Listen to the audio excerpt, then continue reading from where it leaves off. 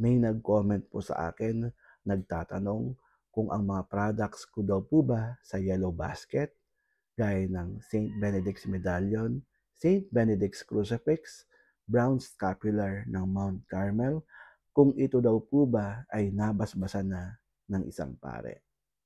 Mga kapwa ko Katoliko, hindi pa po ito nababasbasan ng isang pare kapag chinek out nyo sa Yellow Basket ko at natanggap nyo. Ang utos ng ating simbahang Katolika, higit sa mga sakramental na ito, ay ang taong tatanggap ang mananampalataya ang dapat mabasbasan kapag natanggap mo na ito.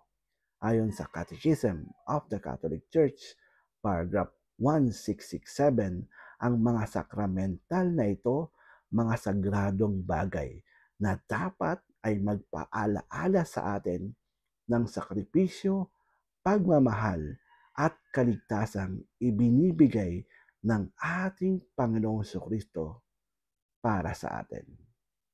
Brother Paul po.